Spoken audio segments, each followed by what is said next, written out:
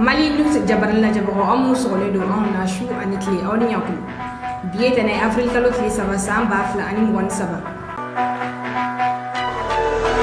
Kuna phone follow. Sema Yamodo et Marfa Blaka, c'était qu'elle l'a tourné. Nambore no amita Niger. Mohamed Bazoumi a rachevita major public abo a Placila. Kuna phone wala wala le amudi Oma reflection fukon nana. Abu simlay a reflection fukon nana. Mali kelege mina kuram soro. Ni olde bumako samedi jante mede. Aïda la kafro kelege mina nunchela. Mobli de keme oglana chino feno. Ni mobli yere bisega muneke. Ere mor ko keme duru ni obora lagne porla ni ngado bumako samedi jante mede. Ina fa ana fa na tukum na ngado te mede kuna fun kon nana. Ay kuna fon soro kafoko o kelege mina nunchela. Mobli de keme oglana chino feno.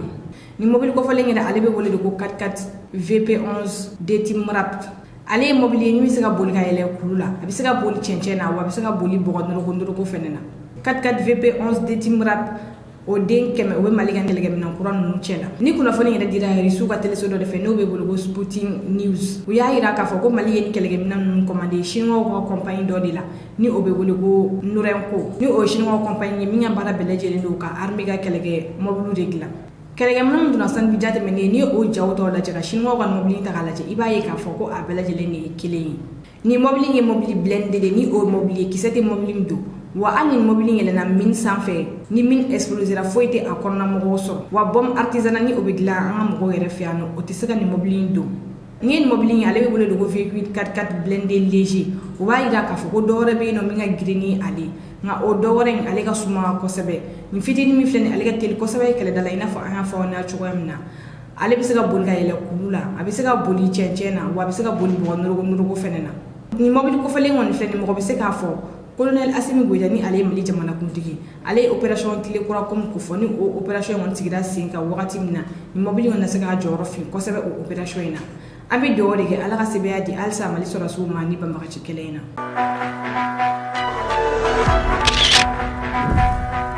Kuna foni flana sema militaire nyamogo doyi aka démission orange Idrissa Ag Intagaras ni ale kun sema militaire nyamogo doyi harazelma ale ayira ka foko aya démission orange sema konna na jekulu do bula ni otoko SEA Idrissa Ag Intagaras ale kun odila ayira ka foko ale konni ni aka chedo belajeli ku usete sema ko la tuguni Idrissa Ag Intagaras ayira ka foko ko ale yen décision intade wa yorom be no harazelma ni obe gundam cercle konna ni obetoma pu marala yasa udugudo misega lafia chogoyamna Idrissa Ag Intagaras ya ira kafu ko mali gouvernement ye wuliga jo chama ne ke yasa be ubisega sabati mali uni nyogonche nga ko lwa jagulu konna na ko clean balia dobeno wa ko alni mo clean baliam na ko bisega kololoy wa duguduma ode obum konna na ale kon ya ga démission ronfu wa ko kunkle nambe mali gouvernement la alebe tugu oko Idrissa Ag Intagaras kan communiquer kera marsikalo klim ko ani shegine nga acharila sibridoni sema mogodo kon ya ira ka foko ko ngon mabali ulula sabula Idrissa Ag Intagaras agena ne ninga bo a place la ina fo ayra ba fo chugo amna kali bi nyemo ko korodi sema mogodo ya ira ka fo ko Idrissa Ag Intagaras agene ka bo aka postula ko o wakati kelina borani ngani declaration nke nga ko sema mogo were ma ko foite ala tuguni o ogum konna nasa Mohamed Ousmane Ag Momedoun ale boraka kuma Mohamed Ag Ousmane Momedoun ale yere sente mogodori ale ayira kafu ko accord d'Alger la wala ali la ko mali gouvernement aka suma ani aka fara nyokon kayira nga kale yere kon fe ko mali gouvernement suma yara accord d'Alger ko do fe sabula niyata kala je ko san joljol accord d'Alger la wala ali kela nga alsa ma fami bamaga chubulu ko ba yira kafu ko mali gouvernement yi suma accord d'Alger la Mohamed Ousmane Ag Momedoun ya ira kafo ko wakati sera kesa mali gouvernement kafo bela jile bega marfabla ngani mi masuma marfabla ko ba ira kafo kite malien dini wa ibe fara bamaga chuka nga anga je anga Mohamed Ag Ousmane Momedoun yere lame. En tout cas, jusqu'à preuve du contraire, c'est le gouvernement qui est du côté positif de la mise en œuvre de l'accord. La balle est dans le camp des mouvements. Je dis tous les mouvements parce qu'au nom d'un consensus, on continue à attendre la SEMA pour avoir un consensus pour avancer. Elle tarde à venir. Quel point? Mais je crois que, sur tous les points qu'elle évoque, vous avez dit qu'il y a un communiqué, ils ne reconnaissent pas la Constitution. Je vous ai démontré tout à l'heure qu'ils n'ont pas la raison de ne pas reconnaître la Constitution, parce que la Constitution n'a rien de l'essentiel des réformes prévues par l'accord. Parce que vous voyez, n'a rien décidé. Parce que d'abord, l'accord, comme je l'ai dit, c'est une application consensuelle, intelligente, parce qu'on ne peut pas lier que dans l'accord, vous avez des éléments qui sont mal interprétés et qui peuvent être dangereux pour la République. Et ça, c'est ça l'avantage de cet accord. C'est que chaque article, chaque alinéa fait l'objet d'échanges et on entoure la substance, l'essentiel pour le Mali, pour bâtir un Mali arc-en-ciel, un Mali avec une bonne gouvernance, une très bonne décentralisation. Nous avons des lois telles que le Code de collectivité, la loi sur la libre administration, le découpage territorial qui est l'aspect le plus important sur le plan de réforme de cet accord, qui sont déjà actés. Et maintenant, la Constitution prend en compte le Sénat, la deuxième chambre prévue par l'accord. La Constitution prend en compte également la justice transitionnelle, l'implication de légitimité traditionnelle. Alors, qu'est-ce qui reste cette année? Donc, c'est pourquoi, encore une fois, nous faire la CEMA manque d'arguments. Et les populations sont fatiguées. Les populations qui sont censées représenter sont fatiguées. La seule chose aujourd'hui qui intéresse les populations, de façon générale, c'est la paix et la sécurité. Kunnafoni sabana furugu be Mali justice kɔnɔna na ni wagati na Mali magistrat ba dɔw ye communiqué kɛ o communiqué kɔnɔ o y'a yira k'a fɔ ko ni ministère de la justice ka yamaruya ye ko inspection des services judiciaires kelen do k'olu magistrats ni siri ka dɔw kun ni wagati na mi association malienne des procureurs et poursuivants AMPP ni ale yɛrɛ ɲɛmɔgɔ Mohamed Cherif Kone ni mɔgɔ caman b'a fɔ ale ma ko magistrat rebelle sabula ale y'a yira dossier caman de kɔnɔna na ko sariya tɛ ka bato ni o kɛra sababu ye k'a bɔ a place la Cour suprême kɔnɔna na Mohamed Cherif Kone y'a yira a ka communiqué kɔnɔna na ko autorité de transition mɔgɔw kɛlen do ka inspection des services judiciaires su ka kɛ magistrat dɔw la magistrat minnu y'a yira k'a fɔ ko transition kan ka sariyaw bato sabula yɔrɔ caman de bɛ yen nɔ sariya tɛ ka bato yɔrɔ minnu na a y'a yira k'a fɔ ko juma tɛmɛnen Mohamed Saïd Sen ni ale yɛrɛ magistrat ba ye ko wele bila ale ma inspecteur en chef des services judiciaires fɛ ni ka taa a ɲininka a selen ye a ɲininkara ko kun jumɛn de y'a to a donna tɔn dɔ la ni o tɔn wɛrɛ bɛ wele ko appel du 20 février Mohamed Saïd Sen ale kɔni y'a yira k'a fɔ ko inspecteur en chef des services judiciaires tɛ se k'ale wele o kuma na sabula inspection des services judiciaires ale bɛ yen nɔ de yaasa justice kɔnɔna na baara bɛ ka kɛ cogo min na a mɔgɔw mago bɛ baarakɛminɛ sugu jumɛn na walima tribunal kan ka jɔ yɔrɔ minnu na ko inspection des services judiciaires bɛ o baaraw de kama nka a tɛ yen nɔ ka magistrat wele kelen-kelen ni ka na u ɲininka o kun jumɛn y'a to u donna nin tɔn in na Mohamed Saïd Sen ale y'a yira k'a fɔ ale kɔni welelen a y'a ye k'a fɔ ko bi tɛnɛ avril kalo tile 3 wele bilalen do Dramane Diarra ma Dramane Diarra n'ale tun ye communicati procureur kɔrɔ de Dramane Diarra ale kɔni fɛnɛ ye communiqué kɛ a y'a yira k'a fɔ k'ale kɔni tɛna taa nin wele in kɔni jaabi sabula k'a b'a dɔn k'a fɔ ko nin convocation in tɛ sariya kɔnɔna na ko de hukumu kɔnɔna na a tɛna taa yɔrɔ si a kɔkɔrɔma donnen do association malienne des procureurs et poursuivants fɛ ni olu yɛrɛ communiqué kɛ ni k'a yira k'a fɔ ko sariya si de tɛ ministère de la justice bolo ni ka service dɔ su ka kɛ magistrats la o y'a yira k'a fɔ ko magistrats ka yɛrɛma hɔrɔnya b'u bolo ka don tɔn na tɔn min ka d'u ye wa ko Mali constitution b'o o ladɔn u ye min ye diɲɛ tɔnba sariya dɔ ye ni o bɛ wele ko congrès Havane ni o taara Nations Unies kɔnɔna na u y'a yira k'a fɔ ko congrès Havane fɛnɛ bɛ a lakodɔn u ye Mohamed Cherif Kone y'a yira a ka kumaw kɔnɔna na k'a fɔ ko transition bɛ ka Mali justice kɛ a sago de wa u bɛ ka Sénégal yɛrɛ dama bila ɲɔgɔn na wa e mɔgɔ e kɔni y'a bɔ i yɛrɛ la k'a yira k'a fɔ ko sariya tɛ ka bato cogo bɛɛ la wuli kɔni bɛ kɛ ka kɛ e kɔ Mohamed Cherif Kone y'a yira a ka kumaw kɔnɔna na k'a fɔ ko transition kelen do ka Mali justice kɛ a sago ye wa u bɛ ka Sénégal yɛrɛ dama bila ɲɔgɔn na ni e mɔgɔ kɔni y'a bɔ i yɛrɛ la k'a fɔ ko sariyaw tɛ ka bato wuli kɔni bɛ kɛ ka kɛ e kɔ Mohamed Cherif Kone a y'a yira k'a fɔ ko nin ko nin bɛɛ lajɛlen bɛ ka kɛ ni Mali ministre de la justice ka yamaruya de ni ale yɛrɛ tɔgɔ ko Mamadou Kasongi ni fɛn min kɔni bɔra ninnu kɔni ka nin wele jaabibaliya la an Mali news mɔgɔ an n'o kunnafoni tɛnku aw la an ka donna taa flash info kɔnɔna na kunnafoni na Mohamed Bazoum ale y'a ka chef d'état-major wili yɛlɛmaba de donna Niger armée la jumadon wulafɛla fɛ min ye général Salifou Modi ye ni ale yɛrɛ nana tagamala Mali kɔnɔna na marsi kalo tile 9 tɛmɛnen ni a nana colonel Assimi Goïta fɛ yaasa u se k'u tɛgɛ di ɲɔgɔn ma cogoya min na ka banbagaci kɛlɛ kɛ o marsi kalo kelen kɔnɔna na général Salifou Modi ale wulila ka bɔ a place la Mohamed Bazoum fɛ ni décision yɛrɛ taara conseil des ministres de kɛnɛ kan araba tɛmɛnen ni Mohamed Bazoum y'a yira k'a fɔ ko ɲɛfɔli tɛ ani mɔgɔ si de cɛ nin ko in na mɔgɔ kura min sugantira Mohamed Bazoum fɛ o ye général Sidikou Issa de ye ni ale yɛrɛ kun ye inspecteur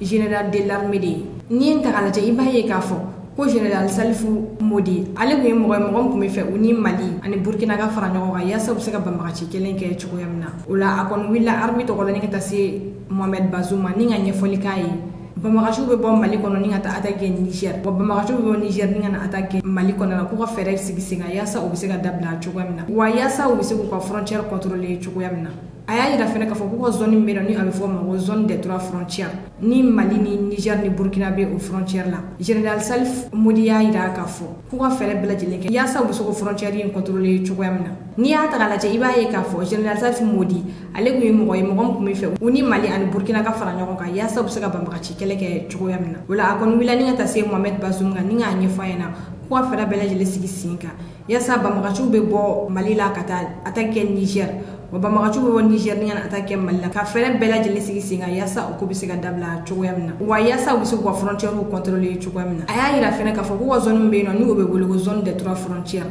ni Niger Mali ani Burkina bɛ frontière la o la k'u ka cogoya bɛɛ lajɛlen kɛ yaasa u bɛ se k'o frontière contrôler o kɔni kɛlen Mohamed Bazoum ale kɔni siranna wa a ye yamaruya di a ma wa k'a ka na colonel Assimi Goïta fɛ yen nɔ yaasa u bɛ se ka ɲɛfɔli kɛ o kɔni kun bɛnna fɔla o la ni o kɛra sababu ye yamaruya yɛrɛ kun dira Niger armée ma kana kɛlɛ dɔ kɛ Mali kɔnɔna na nka o ko in kɔni kɔfɛ général Salif Modi ale kɔni ma mɛn a place la sabula Mohamed Bazoum a ye dɔ fara a ka jala kan ni ale yɛrɛ kun ye général de division ye nga a sugantira ni ka kɛ général de corps des armées ni ko in kɔni kɛra dabalibankoba de ye nigérien caman de ma sabula wagati min na Salif Modi bɛ bɔ Mali la wagati kelen na faransi y'a ka chef d'état major bila ni ka taa Niger ni ka taa a ɲininka wa o kɔfɛ Américain ka ministre min ɲɛsinnen don armée ko kama Sahel jamanaw kɔnɔna na u y'o fana bila teliya la ni ka taa Mohamed Bazoum fɛ yen ni ka taa a ɲininka ni mɔgɔ fila in kɔni ka tagali kɔni kɔfɛ Mohamed Bazoum fɛ yen général Salif Modi ale kɔni wulila ni ka bɔ a place la wagati min na faransi militaire ba fila olu dagalen bɛ Niger kɔnɔna na min ye nigérien dɔ ye ale kɔni bɔra ka kuma a ye ja dɔ kɛ jam kɔnɔna na a bɛ ka walawalali kɛ général Salif Modi ka nin tagali na ka bɔ a place la nka an ka jɛ an ka a yɛrɛ lamɛn. Salut à tous, bienvenue. Niamey, le 1er avril 2023. Voici le nouveau chef d'état-major de l'armée nigérienne. Il s'appelle Abdou Sidikou Issa, un général de division. Il a remplacé le général Modi Salifou.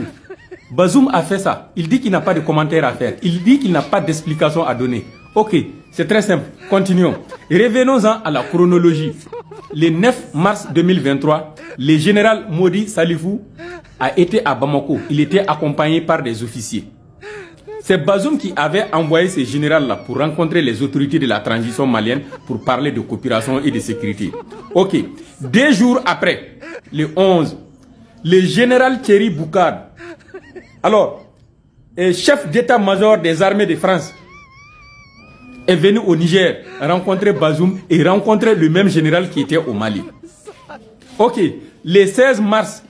c'est le tour maintenant du secrétaire d'État américain Anthony Blinken d'aller au Niger rencontrer les mêmes autorités encore.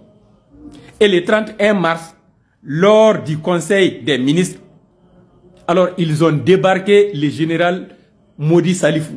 pour le remplacer par le général Abdou Sidikou Issa. Bazoum dit qu'il n'a pas d'explication à donner. Bref, ces épisodes nous montrent que le Niger a des sérieux problèmes et que Bazoum est en train de tout faire pour sauver sa peau. La France est en train de tout faire pour sauvegarder ses intérêts. Le tout au grand malheur du peuple nigérien. SOS Niger. Kunnafoni duruna faransi y'an tɔɔrɔ ni Wagner ko kuma ye k'a sɔrɔ Wagner bɛ faransi yɛrɛ bolo ni ye faransi immigrant dɔ de ye kumakan ye a y'a yira k'a fɔ ko jɛkulu dɔ bɛ faransi bolo ni o jɛkulu yɛrɛ tɔgɔ ko Érogène Fort ni o ye faransi ka mercenaire jɛkulu de ye a y'a yira k'a fɔ ko faransi ye ni jɛkulu sigi sen kan nka a dɔrɔn man sigi sen kan sabula an jamana dɔw de y'a kɛ ɲɔgɔn fɛ i n'a fɔ Italie ale ni FENAC a y'a yira k'a fɔ k'u ye ni jɛkulu sigi sen kan yaasa n'u bɛ fɛ ka jamana min ka gouvernement dafiri ni mercenaire bɛ wuli ka taa yen nɔ walima n'u bɛ fɛ ka dɛmɛ don banbagaciw ma yɔrɔ min na ale ni mission cɛjugukɛw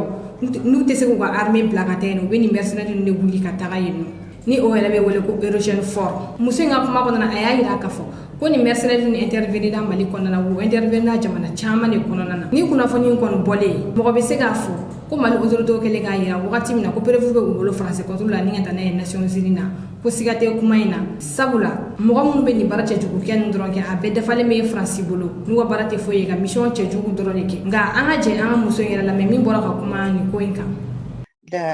La manière dont on a pu découvrir l'existence de Rochefort, c'est dans les pays comme au Mali, au Yémen. Donc ils interviennent de façon, non, en dehors du respect protocole en fait, et on les retrouve, dans les liens avec les terroristes et compagnie quoi. Donc ce sont des personnes qui sont là pour mettre en difficulté la population et l'État qui est en place. Par exemple, lorsqu'on parle de Rochefort, tout à l'heure vous avez présenté Rochefort comme la force de gendarmerie de l'Union européenne. Sauf que ça n'a rien à voir avec l'Union européenne. Rochefort est mis en place par la France, mais en collaboration avec l'Italie, l'Espagne, le Portugal et les Pays-Bas. Le siège se trouve en Italie, les locaux sont gracieusement prêtés par l'Italie, et la langue officielle, c'est l'anglais. Alors, ce qui est important aussi de noter, c'est que cette armée, a l'immunité. Alors, qui a donné l'immunité à cette armée? Bonne question. Ni de kun ye an ka bi flasher foyi ka da aw kulo kan aw ni ce aw ka lamɛnliko ɲuman na an ka foli bɛ an lamɛnbaga bɛɛ lajɛlen kɛrɛnkɛrɛnnen na mun bɛ ka lajɛ ka bɔ Chine aw kan bɛɛ wagati wɛrɛ. Ko i delila ka marifa jɔ i furumuso la ka marifa jɔ i furumuso la aéroport la. Ayi dɛ o m'a faamu dɛ. Marifa kun tɛ. Non, marifa, c'est-à-dire que marifa yera ne furumuso kun. Ne ka marifa o de yera kun aéroport la France. U y'a minɛ. Hali sini a kɛra degun min ye parce que ne muso kɔnɔma falen de tun don. Elle était enceinte à 6 mois. Mais a ye den nuit de kɛ kaso la France. Fili donna la parce que marifa ka di ne ye.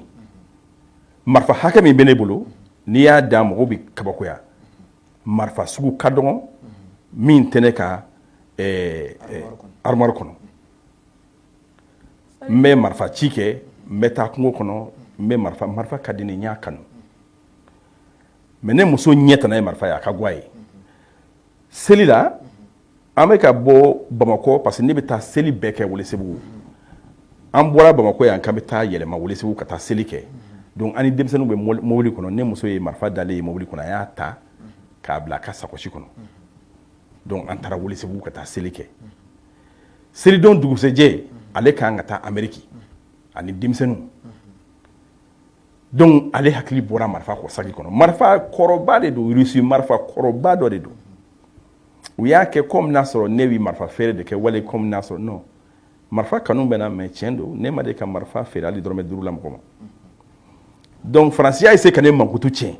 Mais Maliens m'a faamu olu fana donna la ka dɔ fara mankutu tiɲɛ kan parce que ne ka go Faransi ye. A kɛra nin cogo in de la a nana Mali aéroport la a ye aéroport tɛmɛ ni marifa in ye mɔgɔ m'a ye. U ye saki in fouillé u bolo la k'a fouillé scanner la marifa in tɛmɛna o cogo la ka taa. Maintenant bɔlen avion kɔnɔ k'a bɛ taa don sécurité k'a b'o tɛmɛ ka don avion kɔnɔ ka taa Amérique o scanner ye marifa in ye. Marifa kɔrɔba hali sini a bɔra marifa b'u bolo o tɛ se ka yira mɔgɔ la. Donc u ye ne muso minɛ o cogo la. Tiɲɛ don Mali autorité a waati Cɛbilen Darame ale de tun ye ministre des affaires étrangères ye a y'a seko kɛ. U ye laɲini caman kɛ hali Bubu Sise mun tun ye premier ministre ye o bɛɛ wulila k'u cɛsiri a ko la. U ye ne muso condamné par u b'a fɔ ma cogo di. Trafic d'armes. Non u y'a ta parce que marifa yera ko mais nin bɛ kɛ Amérique mɔgɔ ba yiri ka marifa bɛ y'u bolo aéroport la Amérique mais Faransi t'o yɔrɔ ye quoi Faransi b'a gɛlɛya mɔgɔw ma. Je ne justifie rien fili y'an sɔrɔ a nana kɛ labanna fɛn mun ma a degun nana bonya kosɛbɛ parce que ne ka denmisɛnninw u y'olu bila juge ka bolo kan denmisɛnnin mɔgɔ 2 ne taara Faransi ambassade la n k'u ka visa di yan n ko hali ni n ma muso ye den ninnu ye denmisɛnninw de ye u tɛ san 7 u tɛ san 10 bɔ n k'u ka to n ka taa olu minɛ hali n'a kɛra n ka segin n'u ye ka na Mali la masa min y'Ala ye Faransi ma sɔn ka visa di ne ma.